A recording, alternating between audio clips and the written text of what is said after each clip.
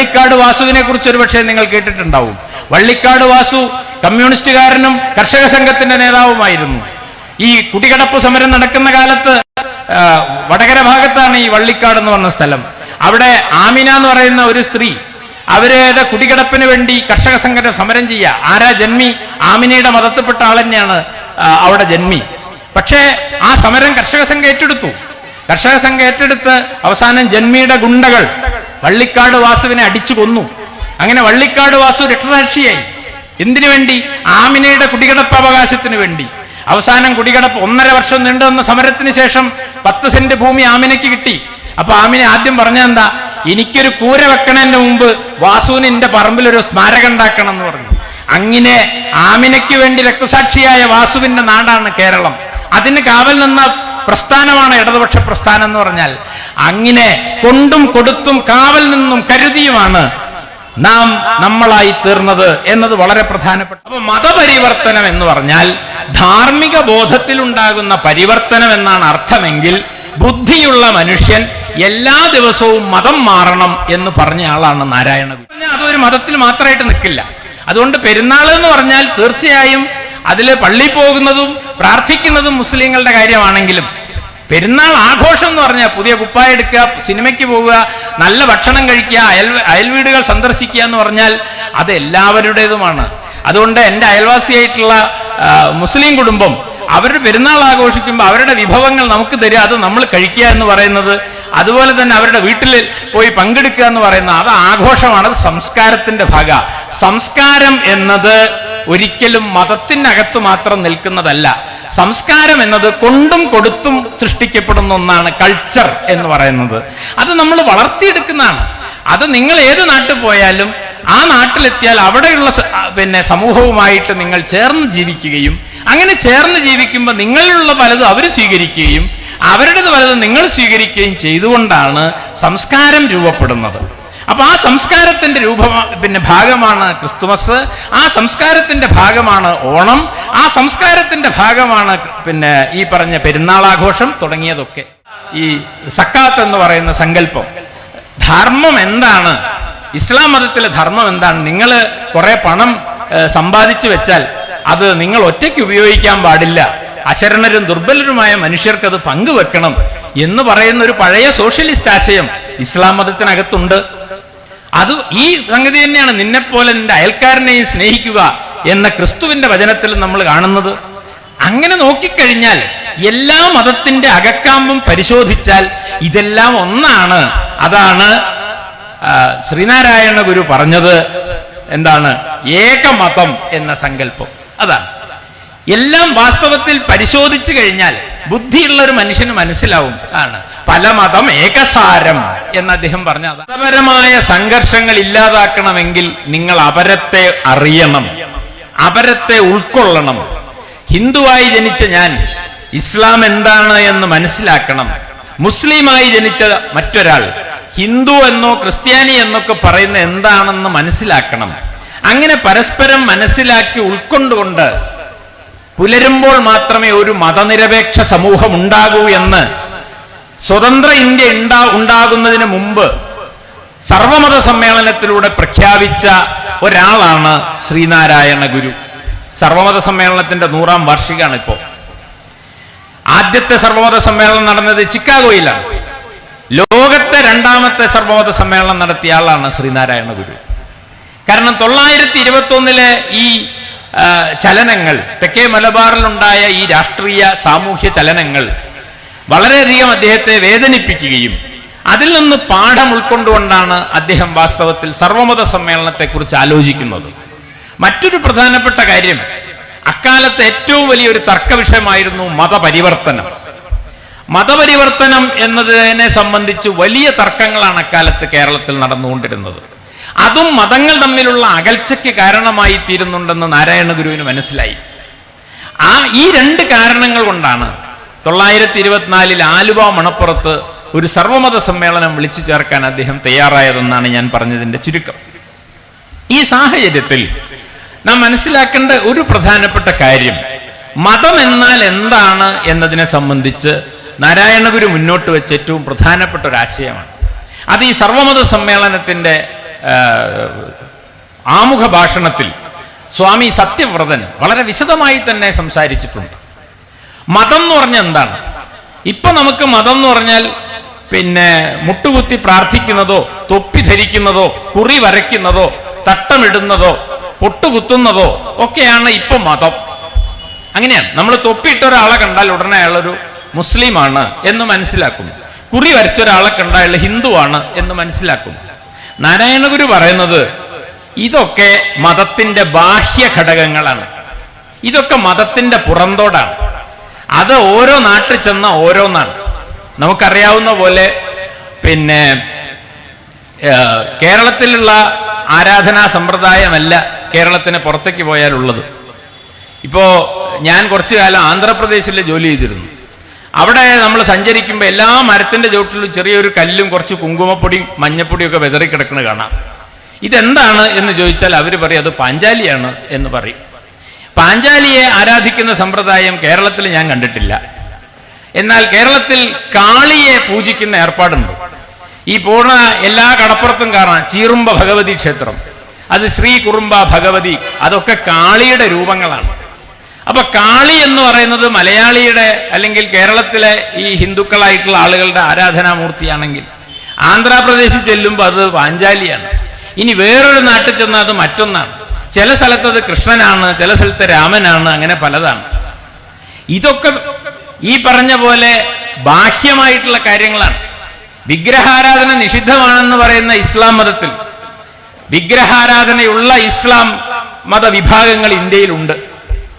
തമിഴ്നാട്ടിൽ വിഗ്രഹാരാധന പതിവുള്ള ഇസ്ലാം മതമുണ്ട്. അങ്ങനെ ഇന്ത്യ എന്ന് പറയുന്ന സമൂഹത്തിൽ നിങ്ങൾ നടന്നു നോക്കിയാൽ പല സമ്പ്രദായങ്ങളും പല രീതികളും ഉണ്ട്. അതൊക്കെ വെച്ച് നിങ്ങൾ ആരാണ് അപരം എന്ന് ചോദിച്ചാൽ നിങ്ങൾക്ക് ഏത് മതം, ഏത് സമുദായം എന്ന് തീരുമാനിക്കാൻ കഴിയാത്ത വിധം കലർപ്പുള്ളതാണ് മതത്തിന്റെ പുറന്തോട്. അതുകൊണ്ട് അത് നോക്കിയിട്ട് തൊപ്പിയുണ്ടോ കുറിയുണ്ടോ നോക്കിയിട്ട് ഒരാളുടെ മതം തീരുമാനിക്കാൻ കഴിയില്ല എന്ന് പറഞ്ഞത് ശ്രീനാരായണ ഗുരുവാണ്. എന്നാൽ മതത്തിനൊരു അകക്കാമ്പുണ്ട്. ആ അകക്കാമ്പ് എന്താണ്? ആ അകക്കാമ്പിനെയാണ് ധർമ്മം എന്ന് വിളിക്കുന്നത്. ധർമ്മം എന്ന വാക്ക് മതത്തിന്റെ ആത്മാവാണ് എന്ന് നാരായണ ഗുരു പറയും. ധർമ്മം എന്ന വാക്ക് ഉണ്ടാവുന്നത് ധൃ എന്ന് പറയുന്ന ഒരു സംസ്കൃത ധാതുവിൽ നിന്നാണ്. ധൃ എന്ന് പറഞ്ഞാൽ ചേർത്ത് നിർത്തുന്നത് എന്നാണ് അർത്ഥം. നമ്മളെല്ലാം ചേർത്ത് നിർത്തുന്നത് എന്താണ് എന്നതിനെ പറ്റി ഖുർആനിനകത്തും ഈ പറയുന്ന ബൈബിളിനകത്തും വേദോപനിഷത്തുകളിലും എല്ലാം മനുഷ്യരെ ചേർത്ത് നിർത്തുന്നതിനെ സംബന്ധിച്ച് സൂചിപ്പിച്ചിട്ടുണ്ട്. അത് വെച്ച് നോക്കിയാൽ അതിനകത്ത് പ്രധാനപ്പെട്ട ചോദ്യം എന്താണ്? ഞാൻ ആരാണ്? ഞാൻ എങ്ങനെയാണ് ഈ ഭൂമിയിലേക്ക് വന്നത്? ഞാനും പ്രപഞ്ചവും തമ്മിലുള്ള ബന്ധം എന്താണ്? ഞാനും മറ്റു മനുഷ്യരും തമ്മിലുള്ള ബന്ധം എന്താണ്? സത്യം എന്താണ്? ശരി ഏതാണ്? പുണ്യം എന്താണ്? പാപം എന്താണ്? തുടങ്ങിയ കാര്യങ്ങളെക്കുറിച്ച് എല്ലാ മതങ്ങൾക്കകത്തും ഈ പറഞ്ഞ പോലെ വലിയ തത്വചിന്തയുടേതായിട്ടുള്ള സങ്കല്പനങ്ങൾ ഉണ്ട്. അതാണ് ആ സങ്കല്പനങ്ങളാണ് വാസ്തവത്തിൽ മതം എന്ന് പറയുന്നത്. മതം അനുഷ്ഠാനമല്ല. മതം എന്ന് പറയുന്നത് പുറത്ത് കാണുന്ന ഈ പറയുന്ന ആചാരവിശേഷങ്ങളല്ല. മതം എന്ന് പറയുന്നത് വാസ്തവത്തിൽ അതിൻ്റെ അകക്കാമ്പ് ധർമ്മമാണ് എന്ന് നാരായണ ഗുരു പറയുന്നു. അങ്ങനെ വന്നാൽ മതപരിവർത്തനം എന്നതിൻ്റെ അർത്ഥം എന്താ? മതപരിവർത്തനം എന്ന് പറഞ്ഞാൽ ഈ ധർമ്മം, നിങ്ങൾ ഏതെങ്കിലും ഒരു മതത്തിൽ വിശ്വസിക്കുന്ന ആളുകൾ പഠിച്ചു വെച്ചിട്ടുള്ള ധർമ്മം, ആ ധർമ്മം മാറുക എന്നാണ് അർത്ഥം. എന്ന് പറഞ്ഞാൽ സത്യത്തെ പറ്റിയുള്ള നിങ്ങളുടെ അറിവ്, പുണ്യത്തെ പറ്റിയുള്ള നിങ്ങളുടെ അറിവ്, ശരിയെ പറ്റിയുള്ള നിങ്ങളുടെ അറിവ്, അത് മാറുന്നതിനെയാണ് മതപരിവർത്തനം എന്ന് പറയാം.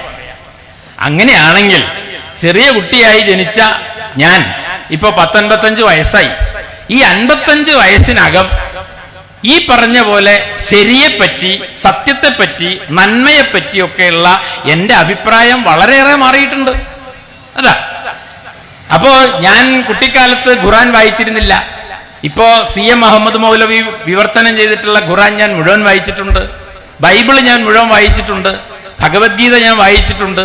ഉപനിഷത്തുകളിൽ പലതും വായിക്കാൻ ശ്രമിച്ചിട്ടുണ്ട്. ഇതെല്ലാം വായിക്കുകയും അറിയുകയും ചെയ്യുമ്പോൾ ഞാൻ കുട്ടിക്കാലത്ത് അമ്പലത്തിൽ പോയി പ്രാർത്ഥിച്ചിരുന്ന സമയത്തുള്ള എൻ്റെ ധർമ്മബോധമല്ല ഇപ്പോഴുള്ള എൻ്റെ ധർമ്മബോധം എന്ന് പറയുന്നത്. എന്ന് പറഞ്ഞാൽ എൻ്റെ മതം ഞാൻ മാറിയെന്ന അർത്ഥം. അപ്പൊ മതപരിവർത്തനം എന്ന് പറഞ്ഞാൽ ധാർമ്മിക ബോധത്തിലുണ്ടാകുന്ന പരിവർത്തനം എന്നാണ് അർത്ഥമെങ്കിൽ ബുദ്ധിയുള്ള മനുഷ്യൻ എല്ലാ ദിവസവും മതം മാറണം എന്ന് പറഞ്ഞ ആളാണ് നാരായണ ഗുരു. അതാ സാധാരണ ഞാൻ പറയാറുള്ള ഒരു ഉദാഹരണം, കുട്ടിക്കാലത്ത് സ്കൂൾ വിട്ട് വന്നാൽ അമ്മ ഞങ്ങളോട് പറയും, കളിയൊക്കെ കഴിഞ്ഞ് വന്നാൽ അടുത്തുള്ള കുളത്ത് പോയി കുളിച്ച് ഭസ്മം കുറി തൊട്ട് അമ്മ കൊളത്തി വെച്ച വിളക്കിന്റെ മുന്നിലിരുന്ന് നമശിവായ നാരായണായ നമ അച്യുതായ നമ എന്ന് തുടങ്ങി നാമം ചൊല്ലണം. അതിങ്ങനെ ചൊല്ലിക്കഴിഞ്ഞാൽ പിന്നെ മേടം ഇടവം മിഥുനം കർക്കിടകം എന്ന് പറഞ്ഞ മലയാള മാസം, ജനുവരി ഫെബ്രുവരി മാർച്ച് ഏപ്രിൽ എന്ന് പറഞ്ഞാൽ ഇംഗ്ലീഷ് മാസം, 2 2 4 3 6 4 8 തുടങ്ങി 16 16 256 വരെയുള്ള ഗുണഘോഷ്ടം, ഇതൊക്കെ ഒരു പാക്കേജ് ആയിട്ടാണ് ചൊല്ലണം. അപ്പൊ ഈ നമശിവായ എന്നുള്ളതും 16 16 256 തമ്മിൽ എന്താണ് ബന്ധം എന്ന് അന്ന് ഞാൻ ചോദിച്ചിട്ടില്ല. ഇന്ന് ഈ 55-ാം വയസ്സ്, എൻ്റെ അമ്മ എപ്പോഴും എൻ്റെ കൂടെ ഉണ്ട്, 55-ാം വയസ്സിൽ ഞാൻ വൈകുന്നേരം ആകുമ്പോൾ ഇവിടെ വന്ന് പ്രസംഗിക്കുന്നതിന് പകരം ഒരു വിളക്കൊക്കെ കൊളുത്തി നമശിവായ നാരായണായ നമ എന്ന് ഉറക്കം എൻ്റെ വീട്ടിൽ നിന്ന് ചൊല്ലാൻ തുടങ്ങിയാൽ എൻ്റെ അമ്മ എന്നെ അയൽവാസിനെ പോയി വിളിച്ച് നിന്റെ കുട്ടിക്ക് എന്തോ ഒന്ന് ഇളകിണ്ടോ ഒന്നും ഇങ്ങോട്ട് ഓടി വരികയെന്ന് പറയില്ലേ? അതെന്തുകൊണ്ടത്? കുട്ടിക്കാലത്ത് എൻ്റെ ദൈവബോധം, എൻ്റെ ധർമ്മബോധം അമ്മ പറഞ്ഞു തന്നാണ്. ഇന്ന് ഞാൻ വായിച്ചു, കുറെ കാര്യങ്ങൾ മനസ്സിലാക്കി. അപ്പൊ ഈ പറഞ്ഞ അനുഷ്ഠാനത്തിനേക്കാളൊക്കെ പ്രധാനം മനുഷ്യന്റെ ചിന്ത. ഞാൻ ചിന്തിക്കാൻ ശേഷിയുള്ളൊരു മനുഷ്യനായതുകൊണ്ട് ഇതെല്ലാം മനസ്സിലാക്കി കഴിയുമ്പോൾ എനിക്ക് മനസ്സിലാവുന്ന ഒരു കാര്യം എന്താ, ഇസ്ലാം മതത്തിനകത്തും വളരെ പ്രധാനപ്പെട്ട കാര്യങ്ങൾ പറഞ്ഞിട്ടുണ്ട്. നേരത്തെ സഖാവ് ജയരാജൻ സംസാരിക്കുമ്പോൾ പറഞ്ഞു, വഖഫ് ബോർഡിനെ കുറിച്ച് പറയുമ്പോൾ ഈ എന്താണ് ഈ സക്കാത്ത് എന്ന് പറയുന്ന സങ്കല്പം, ധർമ്മം എന്താണ്, ഇസ്ലാം മതത്തിലെ ധർമ്മം എന്താണ്? നിങ്ങൾ കുറെ പണം സമ്പാദിച്ചു വെച്ചാൽ അത് നിങ്ങൾ ഒറ്റയ്ക്ക് ഉപയോഗിക്കാൻ പാടില്ല, അശരണരും ദുർബലരുമായ മനുഷ്യർക്ക് അത് പങ്കുവെക്കണം എന്ന് പറയുന്ന ഒരു പഴയ സോഷ്യലിസ്റ്റ് ആശയം ഇസ്ലാം മതത്തിനകത്തുണ്ട്. അത് ഈ സംഗതി തന്നെയാണ് നിന്നെപ്പോലെ നിന്റെ അയൽക്കാരനെയും സ്നേഹിക്കുക എന്ന ക്രിസ്തുവിന്റെ വചനത്തിൽ നമ്മൾ കാണുന്നത്. അങ്ങനെ നോക്കിക്കഴിഞ്ഞാൽ എല്ലാ മതത്തിന്റെ അകക്കാമ്പും പരിശോധിച്ചാൽ ഇതെല്ലാം ഒന്നാണ്. അതാണ് ശ്രീനാരായണ ഗുരു പറഞ്ഞത്, എന്താണ് ഏകമതം എന്ന സങ്കല്പം. അതാണ് എല്ലാം വാസ്തവത്തിൽ പരിശോധിച്ചു കഴിഞ്ഞാൽ ബുദ്ധിയുള്ള ഒരു മനുഷ്യന് മനസ്സിലാവും. ആണ് പല മതം ഏകസാരം എന്ന് അദ്ദേഹം പറഞ്ഞ അതാണ്. മതങ്ങളുടെ സാരാംശം ഒന്നാണ്, അത് വ്യത്യസ്തമല്ല, ഭിന്നമല്ല എന്ന് മനസ്സിലാക്കാനുള്ള ശേഷിയാണ് നമുക്കുണ്ടാകേണ്ടത്. അതിനാണ് 924 ആലുവ മണപ്പുറത്ത് സർവമത സമ്മേളനം വിളിച്ചു ചേർത്ത് അദ്ദേഹം പറഞ്ഞത്, വാദിക്കാനും തോൽപ്പിക്കാനുമല്ല, അറിയാനും അറിയിക്കാനുമാണ് നാം ഇവിടെ കൂടിയിരിക്കുന്നത് എന്ന് പറഞ്ഞാൽ ഇസ്ലാം മതത്തിനകത്തുള്ള എല്ലാവർക്കും സ്വീകരിക്കാവുന്ന കാര്യങ്ങളാണെന്ന് ഇസ്ലാം മത പണ്ഡിതന്മാരും ഈ ഹിന്ദുമത സന്യാസിമാര് എല്ലാ മനുഷ്യർക്കും സ്വീകരിക്കാവുന്ന കാര്യങ്ങൾ വേദോപനിഷത്തുകളിൽ നിന്നൊക്കെ പറയുന്നത് അങ്ങോട്ടും ഇങ്ങോട്ടൊക്കെ എല്ലാവരും കേട്ട് സത്യത്തിൽ നോക്കിയാൽ അതൊക്കെ ഒന്ന് തന്നെയാണെന്ന് മനസ്സിലാക്കി പിരിഞ്ഞു പോകുന്ന ഒരു സമൂഹത്തിൽ മാത്രമേ മതനിരപേക്ഷത ഉണ്ടാകൂ എന്ന് മനസ്സിലാക്കിയ ഒരു സന്യാസി ശ്രേഷ്ഠനായിരുന്നു ശ്രീനാരായണ ഗുരു എന്നാണ് ഞാൻ പറഞ്ഞതിന്റെ അർത്ഥം.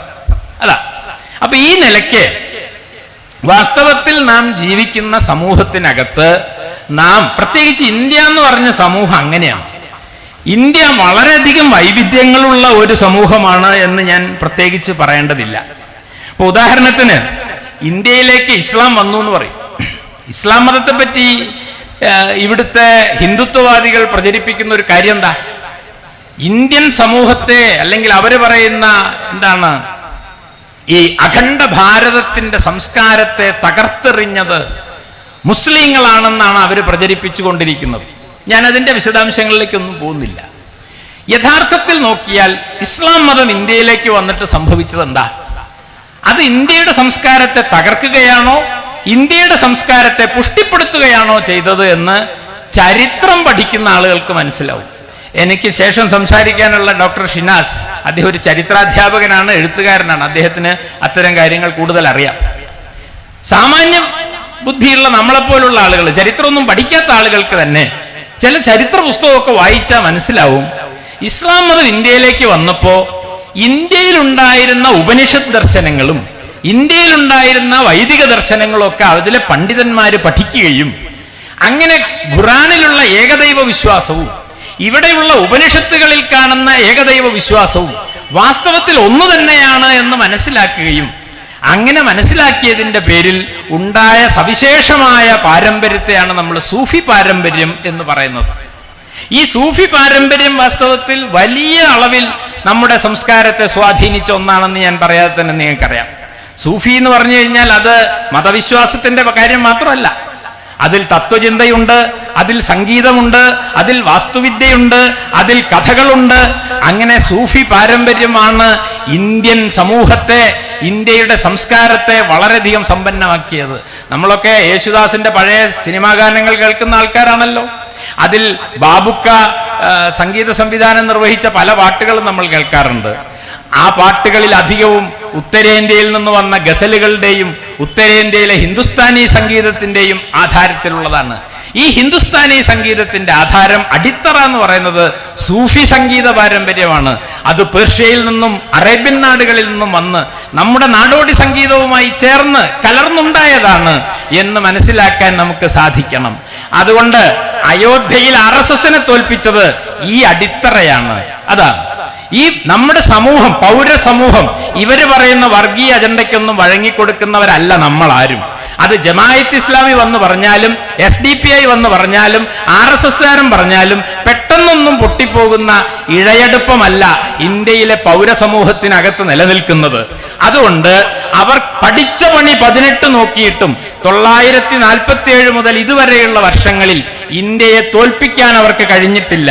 ഞങ്ങൾ 300 സീറ്റിലേറെ നേടിക്കൊണ്ട് അധികാരത്തിൽ വരുമെന്ന് വീമ്പ് പറഞ്ഞ ഇന്ത്യൻ പ്രധാനമന്ത്രിയെ തോൽപ്പിച്ചത് വാസ്തവത്തിൽ ഇന്ത്യയുടെ ഈ മനസ്സാക്ഷിയാണ്. മതനിരപേക്ഷമായ ഈ പൗരസമൂഹത്തിന്റെ മനസ്സാക്ഷിയാണ് നരേന്ദ്രമോദിയുടെ വാഗ്ദാനത്തെ പരാജയപ്പെടുത്തിയത്. അത് നാം പാരമ്പര്യം കൊണ്ട് നേടിയെടുത്തതാണ്. അത് 1-2 വർഷങ്ങൾ കൊണ്ടുണ്ടായതല്ല. ഈ മതനിരപേക്ഷത നമ്മുടെ സമൂഹത്തിൽ നിലനിൽക്കുന്നുണ്ട് എന്നത് പ്രധാനപ്പെട്ട ഒരു കാര്യമാണ്. ഇത് ഞാൻ ഇതൊക്കെ പറയുമ്പോൾ ഇതൊന്നും വലിയ ചരിത്രബോധത്തോടു കൂടി പറയേണ്ട കാര്യമൊന്നുമില്ല. എങ്കിലും നമുക്കറിയാം, ഇപ്പോ ഇന്ത്യയിലെ ഉപനിഷത്തുകളെ ഇവിടെ വന്നിട്ട് ഇവിടുത്തെ ഉപനിഷത്തുകളെയും വേദങ്ങളെയും ഒക്കെ ചുട്ടുകരിക്കുകയോ തകർത്ത് കളയുകയല്ല ഇസ്ലാം മതം ചെയ്തത് എന്ന് നിങ്ങൾക്ക് പരിശോധിച്ചാൽ മനസ്സിലാവും. ധാരാഷുക്കോ എന്ന് പറയുന്ന ഒരു മുസ്ലിം പണ്ഡിതനെ നിങ്ങൾ കേട്ടിട്ടുണ്ടോ എന്ന് എനിക്ക് അറിഞ്ഞുകൂടാ. എന്നാൽ അദ്ദേഹം ഷാജഹാന്റെ പുത്രനാണെന്ന് പറഞ്ഞാൽ ഒരുപക്ഷെ നമുക്കറിയാം. ഷാജഹാൻ നമ്മൾ കേട്ടിട്ടുണ്ട്, താജ്മഹൽ ഉണ്ടാക്കിയ ആളാണല്ലോ.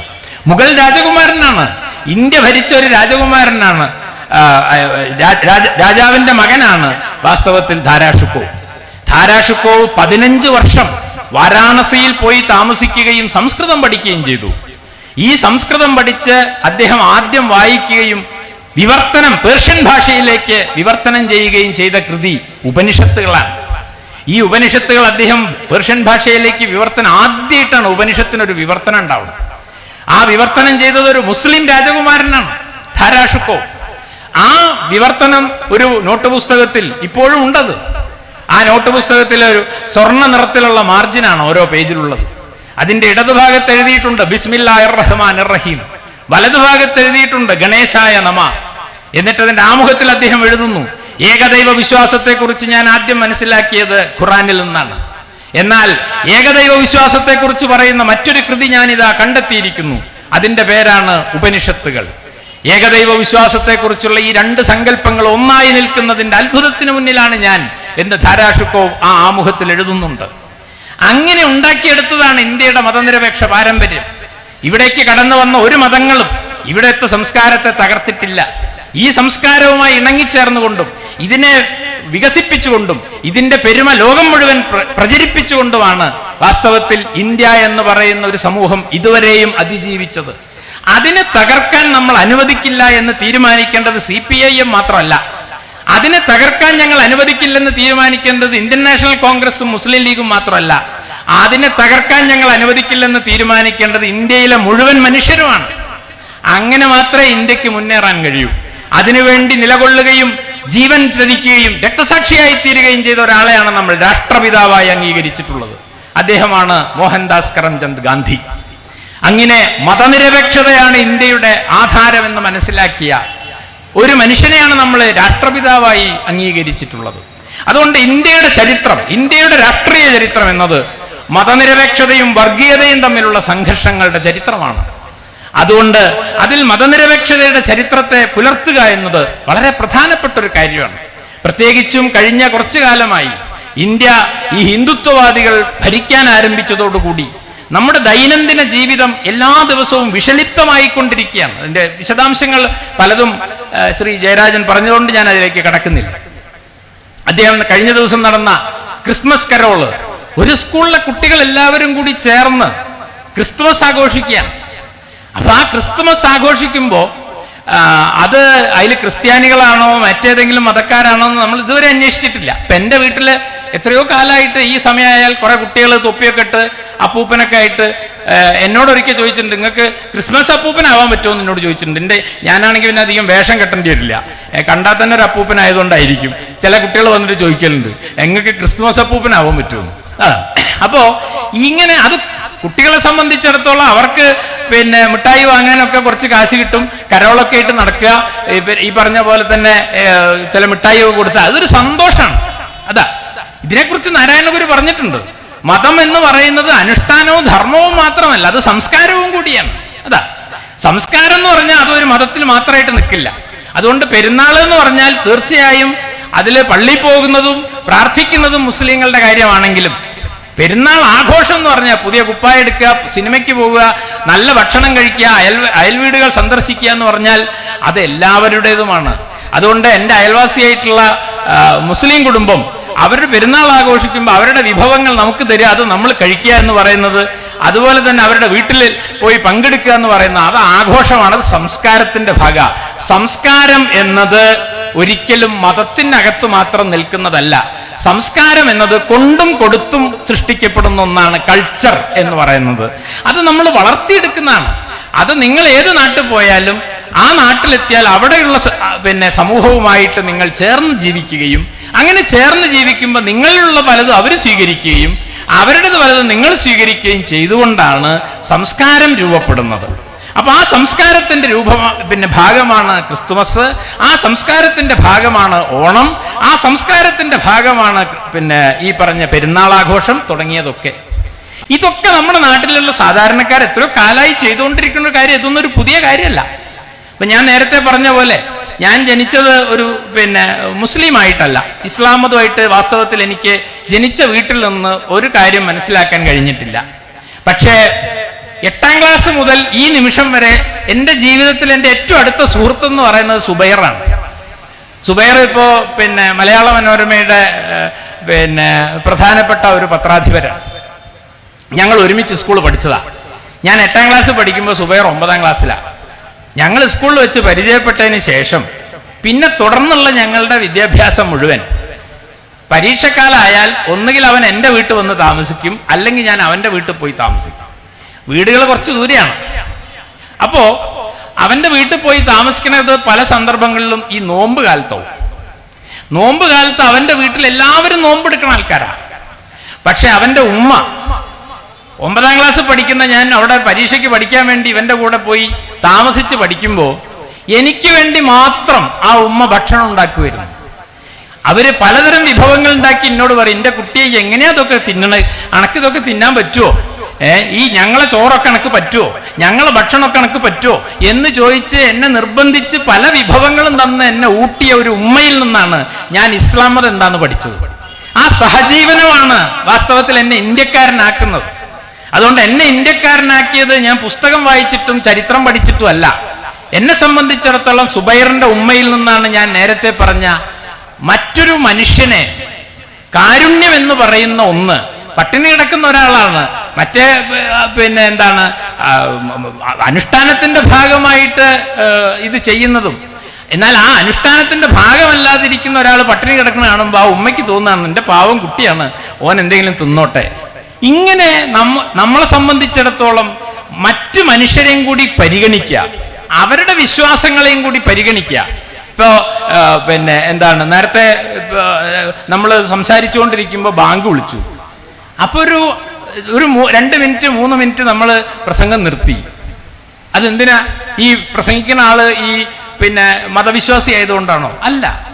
അതാണ് നമ്മുടെ പരസ്പരം ചേർന്ന് നിൽക്കൽ എന്ന് പറയുന്നത്. അതിനെ നമ്മൾ ബഹുമാനിക്കുന്നു. അങ്ങനെയാണ്.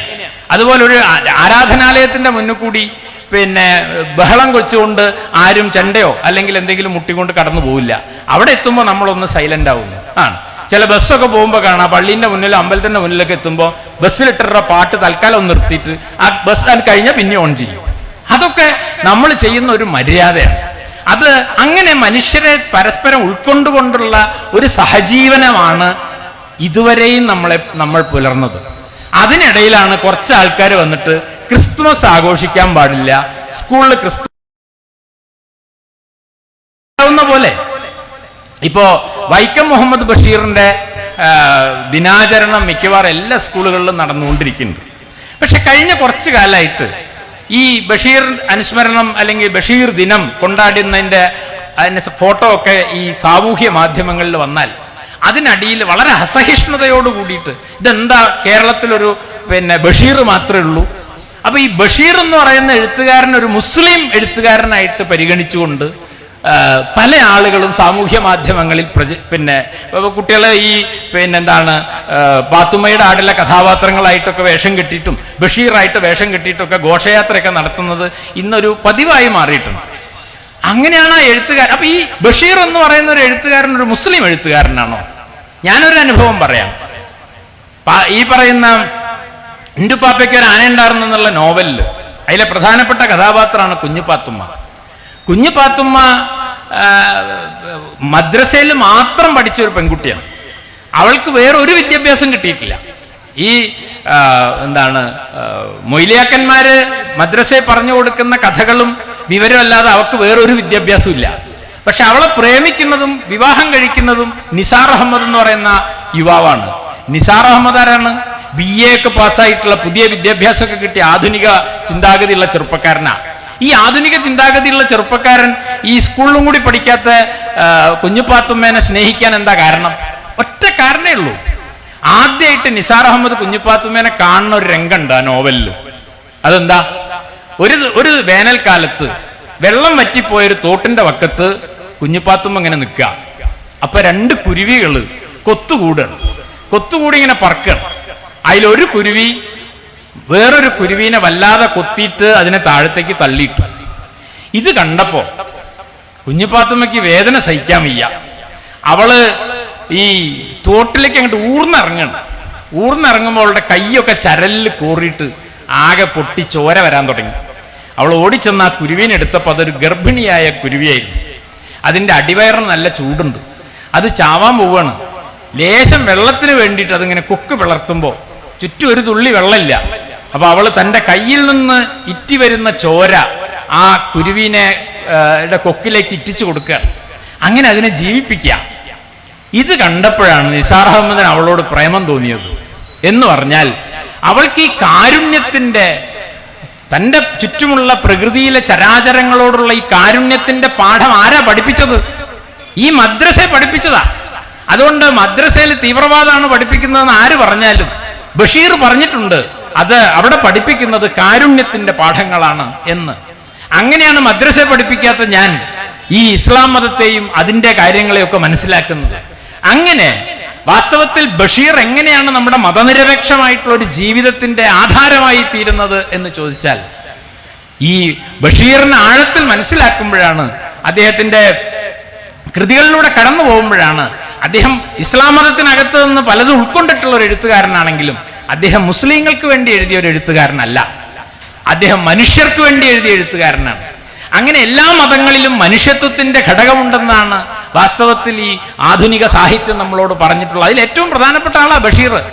ആ ബഷീറിനെ ഒരു മുസ്ലിം എഴുത്തുകാരൻ എന്ന മട്ടിൽ മനസ്സിലാക്കിക്കൊണ്ട് സാമൂഹ്യ മാധ്യമങ്ങളിൽ ഇടപെടുന്ന വർഗീയ ബോധമുള്ള മനുഷ്യരെ ചെറുക്കാൻ CPIM-നോ പിണറായി വിജയനോ സാധിക്കില്ല. അത് വാസ്തവത്തിൽ ഓരോ മനുഷ്യരായ നമ്മളും ജാഗ്രതയോടുകൂടിയിരിക്കണം. അതുകൊണ്ടാണ് ഞാൻ പറഞ്ഞത്, മതനിരപേക്ഷത സംരക്ഷിക്കേണ്ടത് ഏതെങ്കിലും കക്ഷി രാഷ്ട്രീയത്തിന്റെ ബാധ്യത മാത്രമല്ല, നമ്മുടെയൊക്കെ ബാധ്യതയാണ്. സാമൂഹ്യ മാധ്യമങ്ങളിൽ അനാവശ്യമായ ഇത്തരം ഇടപെടലുകൾ ഉണ്ടാവുമ്പോൾ അവിടെ സധൈര്യം മതനിരപേക്ഷതയ്ക്ക് വേണ്ടി സംസാരിക്കാൻ, അത് നിങ്ങൾ ഏത് രാഷ്ട്രീയ പാർട്ടിയിൽപ്പെട്ട ആളായാലും സംസാരിക്കാൻ നിങ്ങൾക്ക് സാധിക്കണം. അങ്ങനെ സാധിക്കുമ്പോഴേ ഒരു സമൂഹത്തിൽ മതനിരപേക്ഷത ഉണ്ടാവുള്ളൂ. അതുകൊണ്ട് മതനിരപേക്ഷത എന്ന് പറയുന്നത് നാം കരുതുന്നത് പോലെ രാഷ്ട്രീയ സമൂഹത്തിന്റെ മാത്രം ഒരു പ്രശ്നമല്ല. മതനിരപേക്ഷത എന്നത് പൗരസമൂഹത്തിന്റെ ആണിക്കല്ലാണ്, ആത്മാവാണ് എന്ന് നാം മനസ്സിലാക്കണം എന്നാണ് ഞാൻ പറഞ്ഞതിന്റെ ചുരുക്കം.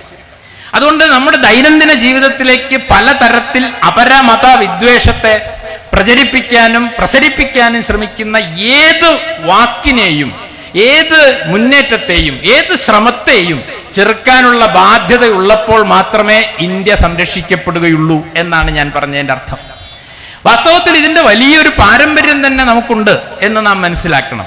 ഇപ്പോ ഇന്ത്യ എന്ന് പറയുന്ന ഒരു രാജ്യത്ത് ഈ പറഞ്ഞ പോലെ പലതരത്തിൽ ഇന്ത്യയുടെ ഏറ്റവും പ്രധാനപ്പെട്ട പ്രശ്നം എന്ന് പറയുന്നത് ജാതി വ്യവസ്ഥയാണ്. ഞാൻ അതിന്റെ വിഷയത്തിലേക്ക് ഇപ്പൊ കടക്കുന്നില്ല, വിഷയമല്ലാത്തതുകൊണ്ട്.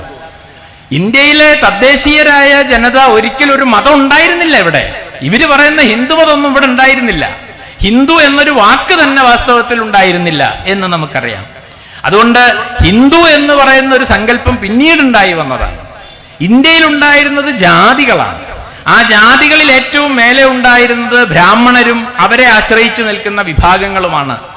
ഈ ജാതി വ്യവസ്ഥക്കെതിരെ അതിനിശിതമായി വിമർശിച്ചുകൊണ്ട് ബുദ്ധന്റെ കാലം മുതൽ പല മുന്നേറ്റങ്ങളും ഇന്ത്യയിൽ ഉണ്ടായിട്ടുണ്ട്. അതിന്റെ ഒന്നും ചരിത്രത്തിലേക്ക് ഞാനിപ്പോ കടക്കുന്നില്ല. പക്ഷേ മധ്യകാലത്തോടുകൂടി നമ്മൾ താനൂര് നിന്നിട്ടൊരു സമ്മേളനത്തിലോ അല്ലെങ്കിൽ ഒരു വിഷയത്തിലോ സംസാരിക്കുമ്പോൾ നമ്മൾ ഓർമ്മിക്കേണ്ട ഒരു പേരാണ്, ഞാൻ ഉൾപ്പെട്ട സർവകലാശാലയുടെ പേര് തന്നെ തുഞ്ചത്തെഴുത്തച്ഛൻ എന്നാണ്. എഴുത്തച്ഛൻ വാസ്തവത്തിൽ ചെയ്യാൻ ശ്രമിച്ചത് എന്താ? ഈ പറയുന്ന പോലെ ശൂദ്രന് അക്ഷരം നിഷേധിച്ചിരുന്ന കാലത്ത് സംസ്കൃതം പഠിച്ചെടുക്കുകയും സംസ്കൃതത്തിന്റെ മുഴുവൻ സത്തയും സ്വാംശീകരിക്കുകയും തനി മലയാളത്തിൽ അത് എല്ലാ മലയാളിക്കും മനസ്സിലാവുന്ന വിധത്തിൽ എഴുതി വെക്കുകയും ചെയ്ത ഒരാളാണ് എഴുത്തച്ഛൻ. അപ്പോ എഴുത്തച്ഛൻ സമരം ചെയ്തത് സംസ്കൃതാധിപത്യത്തിനും ബ്രാഹ്മണാധിപത്യത്തിനും എതിരാണ്. അങ്ങനെ സംസ്കൃതാധിപത്യത്തിനും ബ്രാഹ്മണാധിപത്യത്തിനും എതിരായിക്കൊണ്ട് ധാരാളം ശ്രമങ്ങൾ ഇന്ത്യയിൽ ഉണ്ടായിട്ടുണ്ട്. അതിലേറ്റവും പ്രധാനപ്പെട്ട മുന്നേറ്റങ്ങളെ ചേർത്ത് വെച്ചുകൊണ്ടാണ് നമ്മൾ ഭക്തി പ്രസ്ഥാനം എന്ന് പറയാറുള്ളത്. ആ ഭക്തി പ്രസ്ഥാനത്തിൽപ്പെട്ട ഒരു പ്രധാനപ്പെട്ട വ്യക്തിയാണ് കബീർ എന്ന് നിങ്ങൾ കേട്ടിട്ടുണ്ടാവും. കബീർ 15ാം നൂറ്റാണ്ടിൽ വാരാണസിയിൽ ജീവിച്ചിരുന്ന ആളാണ്. കബീർ അദ്ദേഹത്തിന്റെ ദോഹകൾ, അതാണ് ഈ കബീറിന്റെ ദോഹകൾ, ഈ മഗ്രിബ് ബാങ്ക് കൊടുത്തു കഴിഞ്ഞാൽ, സന്ധ്യയ്ക്ക് വിളക്ക് കൊളുത്തി കഴിഞ്ഞാൽ വാരാണസിയിലെ ഹിന്ദു വീടുകളിലും മുസ്ലിം വീടുകളിലും ഒരുപോലെ ആലപിക്കുന്ന ഏർപ്പാടുണ്ട്. കബീറിനെ കുറിച്ചൊരു സിനിമയുണ്ട് നമ്മുടെ യൂട്യൂബിൽ, അത് നോക്കിയാൽ നിങ്ങൾക്ക് മനസ്സിലാവും. ഈ സിനിമ എടുത്ത ആൾക്കാർ കബീറിനെ കുറിച്ച് അന്വേഷിച്ച് പോയിട്ട് എത്തുന്നത് പാകിസ്ഥാനിലാണ്. പാകിസ്ഥാനിലെ കറാച്ചിയിൽ ചെന്നപ്പോ അവിടുത്തെ ആളുകൾ നിങ്ങൾ എവിടുന്നാ വരുന്നത്? ഞങ്ങൾ ഇന്ത്യയിൽ നിന്നാണ് വരുന്നത് എന്ന് പറഞ്ഞപ്പോൾ തന്നെ അവർക്ക് വലിയ ബഹുമാനമായി.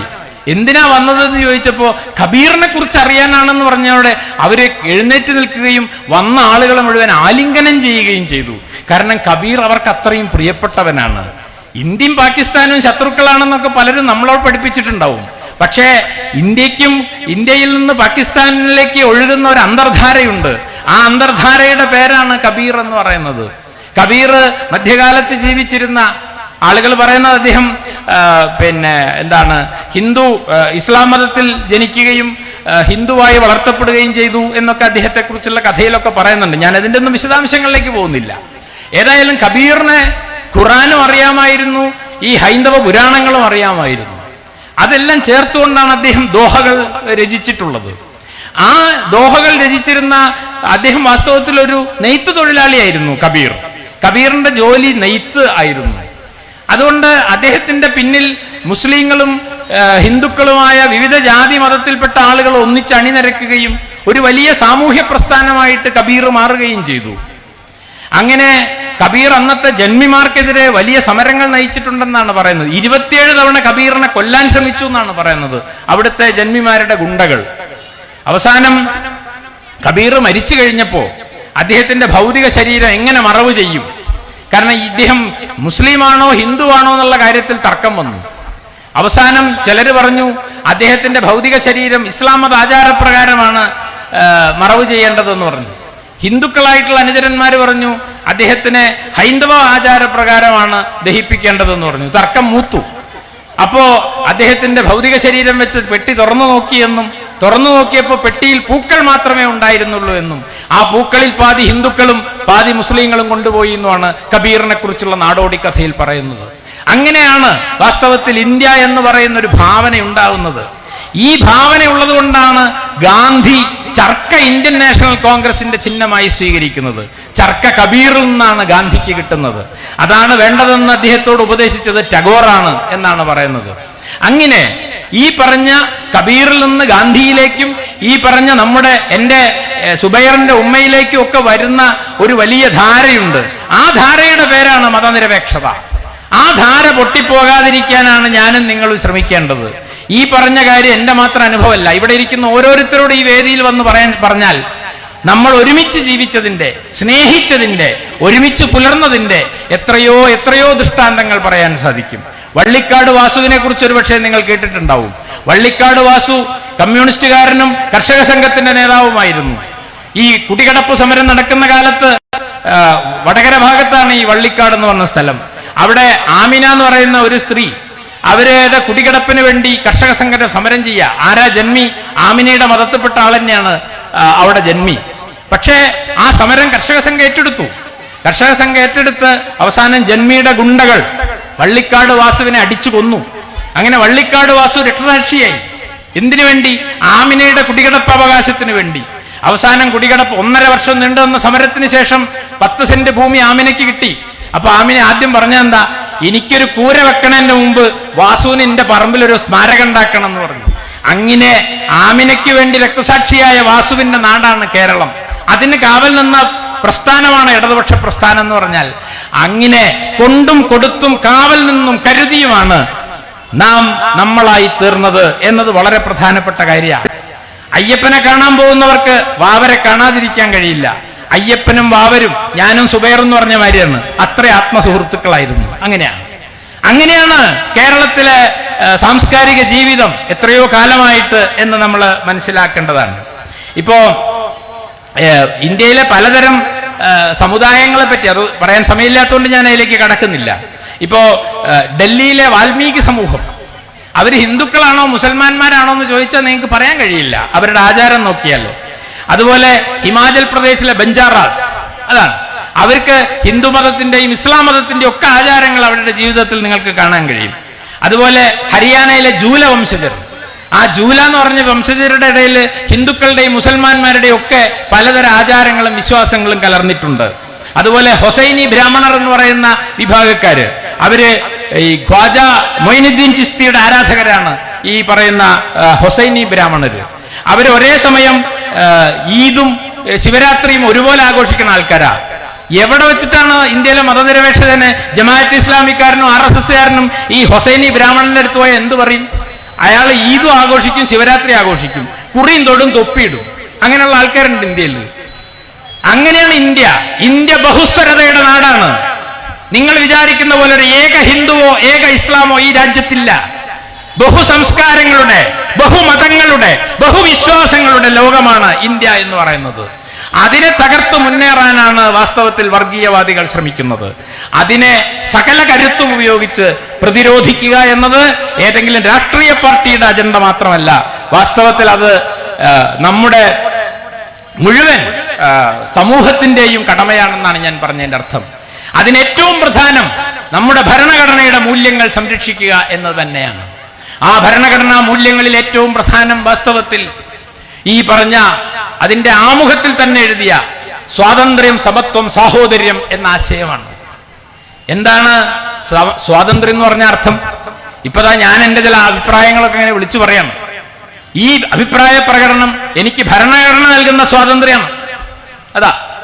അതുപോലെ ഇത് ആരെങ്കിലും നിഷേധിച്ചാൽ നടക്കാനുള്ള സ്വാതന്ത്ര്യം, പറയാനുള്ള സ്വാതന്ത്ര്യം, തൊഴിലെടുക്കാനുള്ള സ്വാതന്ത്ര്യം, അന്തസ്സോടെ ജീവിക്കാനുള്ള സ്വാതന്ത്ര്യം, ഇതൊക്കെ ആരെങ്കിലും നിഷേധിച്ചാൽ സ്വാഭാവികമായും എനിക്ക് നിയമത്തിന്റെ വഴി തേടാം. മറ്റൊന്ന് സമത്വമാണ്.